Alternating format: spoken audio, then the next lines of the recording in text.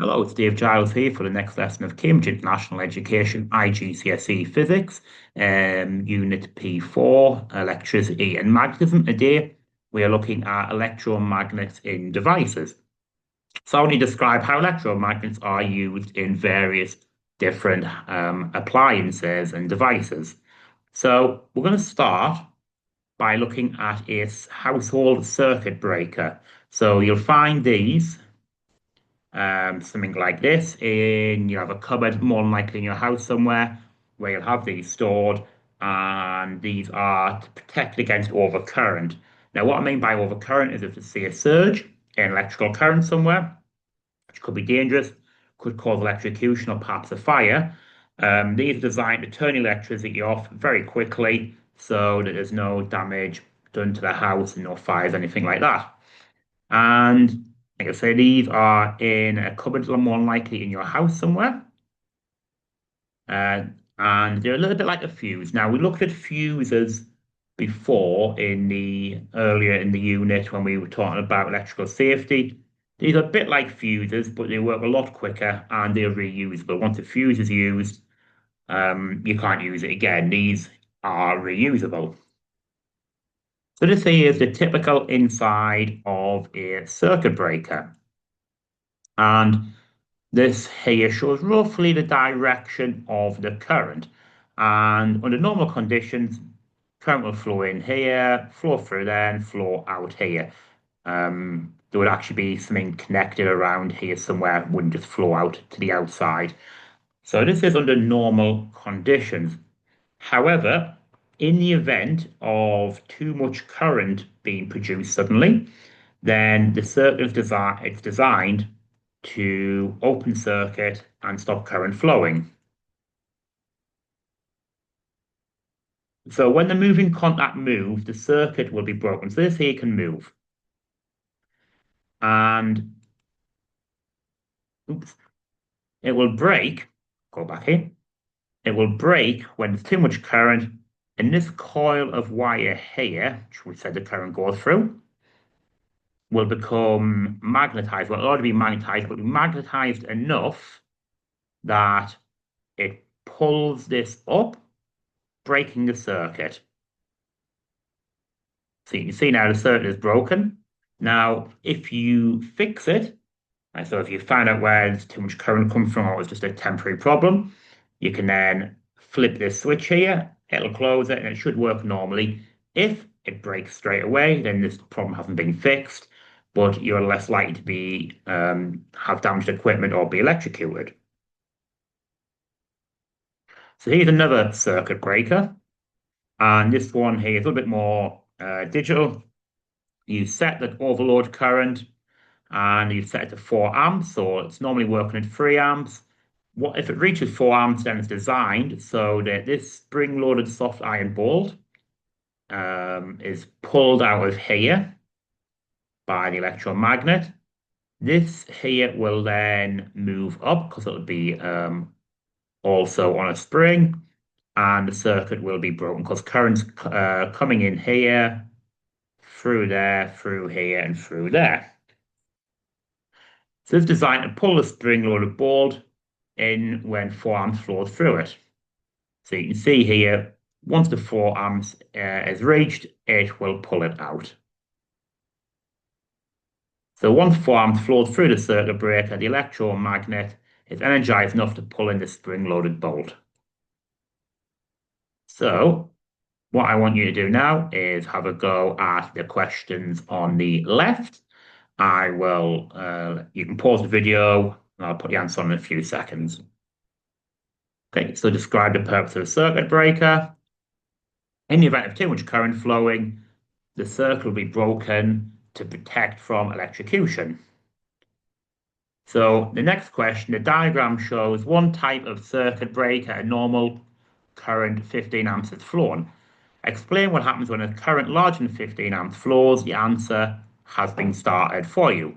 So when the electric current goes above 15 amps, the electromagnet becomes stronger and pulls or attracts the iron bolt down. So the iron bolt is here. this plunger pushed to the right by the spring. So this plunger here is pushed to the right by the spring because it's the spring. It'll come out. And the push switch opens, goes off or goes to the right, and the circuit is broken. Okay, so next up we're going to look at an electric bell.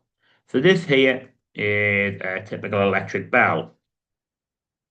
When it's turned on, the circuit, the current side will take the path shown here.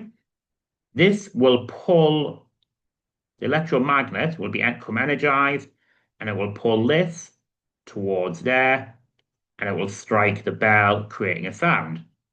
However, that would only create one ring on its own, which isn't a very good bell.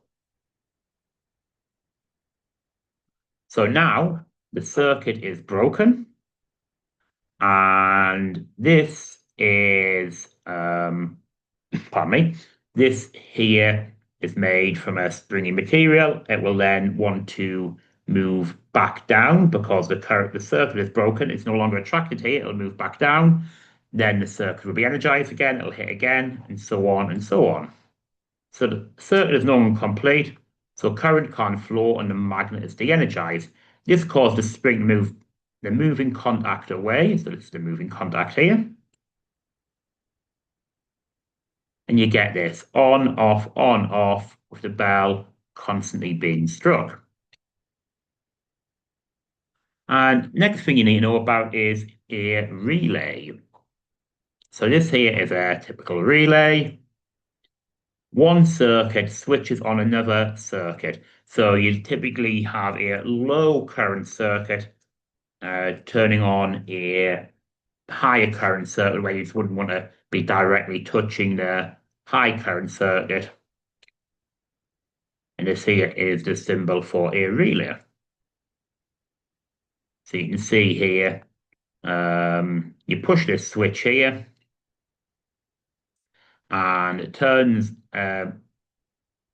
it energizes this magnet here, closing the circuit, turning on the more powerful circuit. Now, this is a much higher level. This is not something you would need to know about IGCSE, but I think it illustrates it quite well. This is called a DOL, Direct Online Starter, where you've got a very, very big motor, a very, very, very high power motor rather, and it's turned on by a small 24-volt DC supply. So, NC means normally closed, NO means normally open. So normally closed means under normal conditions, it'll be closed, so the current will flow. NO means normally open. So under normal conditions, it won't be closed. It'll be open, so no current will flow. So when you push the start button here, you have current flowing through here. This relay becomes energized, closing, so turning on the motor here. And it also closes this switch here. Now, once you let go, because this here is closed, current is now flowing through here. It doesn't need the start button to be pressed anymore because current will come through here, go through there, up, down, and through the relay. So it doesn't actually need the start button to be pressed. It just needs the start button to be pressed for a second at the beginning. However, it also has an emergency stop. So if there's some sort of problem, maybe say there's an issue with the motor needs to be turned off very suddenly, you press the emergency stop. Suddenly, no current flowing here. This then causes this, because this is normally open, this will open. It's de-energized, and it will then close these. So even if power is put back on, current can't access relay until the start button is pressed. Again, it goes back to its initial settings. Like I said, this is a very, very complicated motor or system rather, a little bit beyond what you need to know at IGCSE, but I think it illustrates how a relay works quite well. Okay, so this is a slightly simpler circuit, and this is a past paper IGCSE question. Give you a few seconds to think about it, and then we'll go through the answer. So the diagram shows a circuit used to switch on a heater when the temperature drops below a certain value. Which row shows the components that should be connected at X and at Y? Okay, so it's when it drops below a certain temperature. So first thing, we're going to need something in there which involves temperature change. So we're going to need a, pardon me, we are going to need a thermistor in there. So this here is the circuit symbol for thermistor. We can see B, C, and D all have thermistors in there. So the only thing we can rule out is A at the minute. And we want it when the temperature is low, the heater to come on. So we want a high voltage drop across this bit here, because it's the relay, when the temperature is low. So, pardon me, in a thermistor, as the temperature gets hotter, the resistance decreases. So that means as the temperature drops, the resistance increases. And if you've got bigger resistance, then you have a bigger voltage drop. So you want to have the thermistor here so that when it's cold, you've got high resistance and a higher voltage drop, which means a higher voltage drop here, meaning it will turn on this circuit. Here you just have a resistor, so the answer is B. Okay, so these are just a little summary showing the things we've talked about so far. And what you do now is just finish these questions off. I'll put the answers on in a moment, so just pause the video. Okay, so we've already gone through them. First set here. What material is the center of part X made from, and why is it included in the circuit? So this goes back to last lesson's information. So the center of X will be made from soft iron, and it's to increase the strength of the electromagnet, because if we don't have the core in there, then the electromagnet won't be very strong. Why is the hammer attached to a springy metal rather than just one on a pivot? So the answer to that is to make sure the hammer moves back to the contact. Otherwise, it'll turn on once, you'll hear one ring, and then it'll stop. What happens to the circuit and gong as the gong hits the bell? Just to be clear, this here is the gong. Circuit is broken. The gong is on a spring, so it returns to its resting position or contact. And then the relay question, explain the purpose of a relay. So I have a smaller current to switch on a circuit with a larger one. Explain how a relay is used to switch on the motor. Small circuit has current flowing. Magnetic field induced an electromagnet. Arm is pulled towards electromagnet. Larger circuit is completed. And then the last question, explain how turning the ignition key makes the current flow in the starter motor. The explanation has been started for you. When the ignition key is turned, a current flows through the coil. The arm is attracted to the electromagnet. The contacts are pushed together, and the car starts. Last little bit of cover is a loudspeaker. Now, your specification does mention you need to know about how a loudspeaker works. So you need an alternating current passing through the coil of the loudspeaker. Alternating because it'll constantly change from positive to negative, and it'll change the direction of the field. This creates a changing magnetic field around the coil.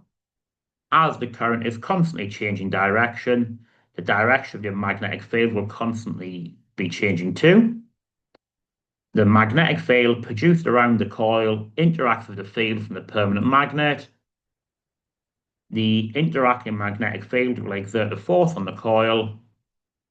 As the magnetic field is constantly changing direction, the force exerted on the coil will constantly change direction. This makes the coil oscillate, which means move backwards and forward about a fixed position. The oscillating coil causes the speaker cone to oscillate. This makes the air oscillate, creating sound waves. Okay, so that's just a little summary of how a loudspeaker works. And I've got one exam question here on loudspeakers. So figure 1 shows a diagram of a loudspeaker in a live music venue. Explain why an alternate current in the coil causes speaker cone to oscillate. And this here is a 4-mark exam question. I've cut off the number of marks, but it is a 4-mark exam question. Okay, pause it and then give it a few seconds, and then I'll put the answer on. Okay, so a current in a coil produces a magnetic field, which interacts with the permanent magnetic field, which produces a resultant force on the coil and cone. When a current's direction changes, the direction of the force changes to the opposite direction. Okay, so there's our 4 marks there. That's it for this lesson. So hopefully now you can describe how electromagnets are used in devices. Thank you very much, everyone, and I will see you in our next lesson. Thank you and goodbye.